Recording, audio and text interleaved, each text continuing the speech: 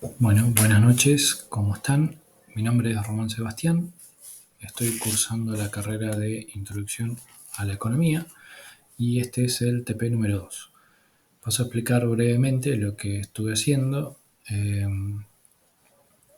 Consistía en elegir 5 años que no eran consecutivos y compararlos utilizando por ahí algunos gráficos, los cuales pueden por ahí ir observando a medida que lo vayamos viendo de acuerdo a las diferentes consignas. En la consigna número 1 se nos pedía por ahí hablar sobre los ingresos del Estado, que por ahí nosotros consideramos que los ingresos del Estado tenían que ver con eh, cobrar ciertos tributos, como por ejemplo impuestos, tasas y demás, eh, por ahí emitir una deuda pública, sean bonos, sean algún tipo de instrumento para que el Estado adquiera algún ingreso. Y también lo que estamos por ahí viendo pasando en la actualidad es la emisión monetaria, eh, para generar ciertos adelantos respecto al Banco Central. Eh, Bien, entonces nosotros estuvimos buscando, perdón, digo nosotros, pero estuve buscando ciertas referencias donde me involucren las definiciones que nosotros hemos encontrado y no hemos dado con tal. Por ahí la que más nos interesó fue una definición del ingreso bruto donde tenían en cuenta las variables que vemos en este cuadro. Si graficamos los años que por ahí elegí es el 2004, 2006, 8, 10 y 12 en todas las consignas, como para poder hacer un análisis simil en cada una de ellas, y poder estar hablando del mismo intervalo de tiempo, digamos, ¿no? Hemos elegido esos años no porque quisiéramos, sino que porque eran los datos que pudimos encontrar y que se contrarrestaban entre uno y otro. De esta manera, por ahí sería un poco más interesante la charla y por ahí las conclusiones. Bien, nosotros podemos ver acá, en este caso, la curva que tiene como es una pendiente positiva, la cual se va incrementando en el tiempo, y también se me ocurre hacer una diferencia entre cada periodo del cual se hicieron los extractos. Vemos que por ahí entre el 2006 y el 2004 hay una diferencia de 217 mil millones. Eh, Esto estamos hablando de pesos corrientes, o también encontramos definiciones como pesos a precios corrientes, que, que son valores en pesos, pero que tienen la posibilidad de poder ser analizadas en los diferentes periodos o tiempos. ¿Por qué digo esto? Porque de alguna manera estos valores son afectados por la inflación que está transcurriendo el país ya desde hace un tiempo. Entonces, digamos, los valores para poder analizarlos deben ser combinables o comparables. Entonces, estos están ecualizados, estos valores, de manera que se puedan eh, analizar. Esto lo menciona el que genera la estadística. De cómo lo hace no hemos podido verlo, no sabemos, tan solo lo tomamos como tal y poder hacer los análisis. Entonces, siguiendo con los periodos, vemos que en el 2010 y el 2008 la diferencia de crecimiento interbianual sería, en este caso, es muy parecido, digamos, ¿no? Como que se estuvo estancado el PBI en ese tiempo, en su crecimiento, y en el 2012 nota un leve crecimiento que es notable respecto a los anteriores. Me pareció poner mejor en valores que porcentualmente, entonces por ahí uno tiene en cuenta los valores en sí que intervienen. Bueno, para el segundo caso, por ahí podemos ver que también analizamos los mismos años y estamos viendo los valores de M1, M2 y M3. Bueno, para M1 consideramos como,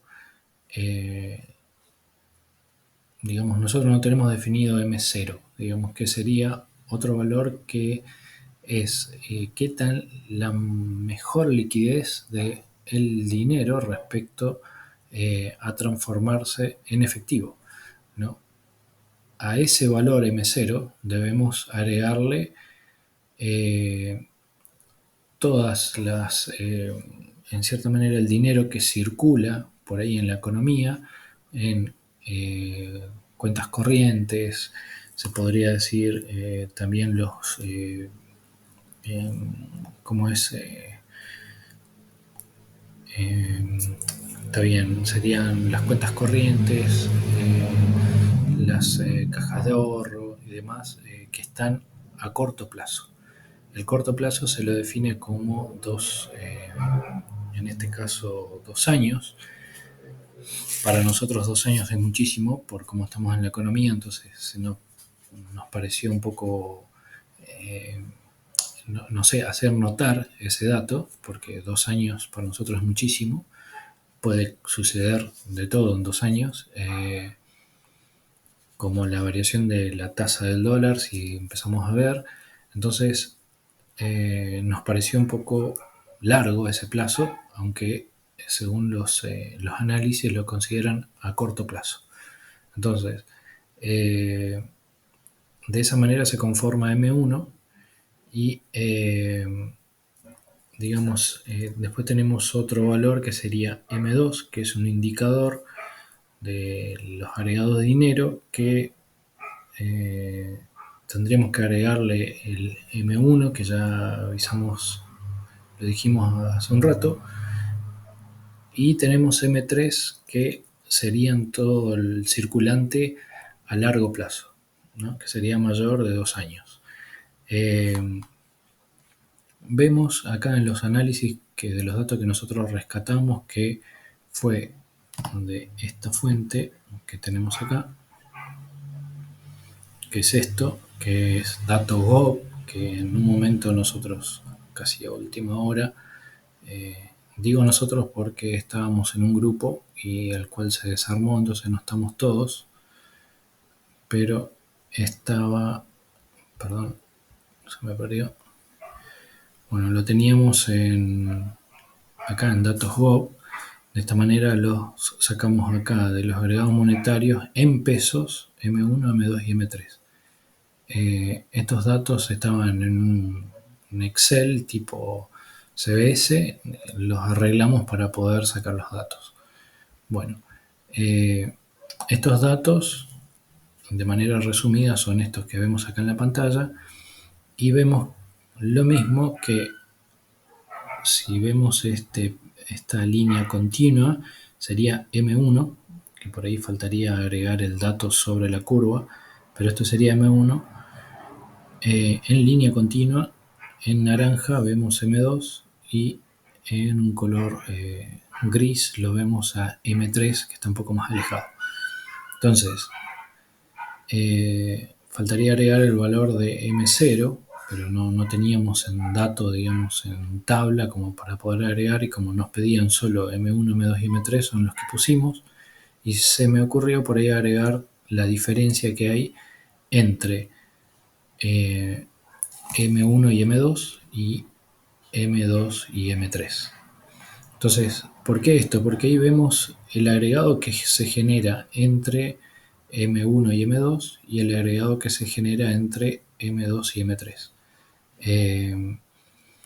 Vemos que, en todo caso, la cantidad de billetes que hay de manera instantánea que se agrega a M0 no la estamos viendo acá, pero sería tan solo M1. el agregado que habría a M1 sí es esta raya discontinua que vemos de color amarillo, y ese valor sería todos los depósitos que habrían a corto plazo, como habíamos dicho, a menos de 2 años, y esto que está en forma discontinua sería a eh, los plazos a largo plazo, perdón. Entonces, vemos que al principio, en estos años 2004 y 2012, hay una gran diferencia, y más notable en el agregado que se genera M2 para generar M3, eh, que son los de corto, mediano plazo, digo. ¿Sí? Entonces, eh, se ve de manera interesante el piso, que no difiere mucho, y el agregado que genera la diferencia 2, a cada uno de ellos se nota más en el 2012. Bueno, eh, perfecto, esto lo sacamos en esta tabla y se contrapone, si hacemos el análisis o la analogía con la consigna 1, también notamos el movimiento mayor en el 2012. Bien. Luego tenemos la consigna número 3, que estaría acá. Déjame mover esto. Consigna 3, que hacemos el análisis de el PBI.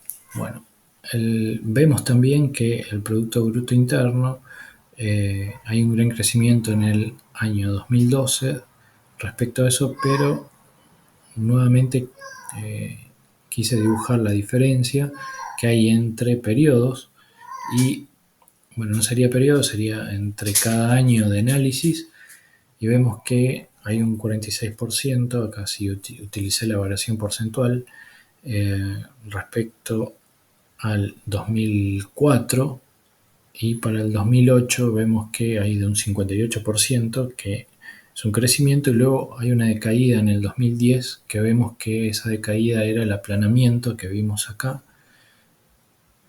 en esta etapa respecto al ingreso nacional o lo que podía recaudar el Estado, digamos, ¿no? También se vio en los ingresos del Estado, el ingreso nacional, que estaba aplanado el ingreso, no hubo un crecimiento.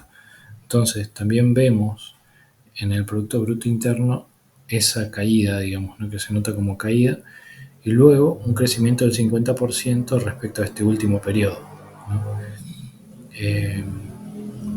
Bueno, eso es lo que pudimos notar de todos estos datos, eh, y espero que les haya servido, ¿sí? Muy bien, muchas gracias.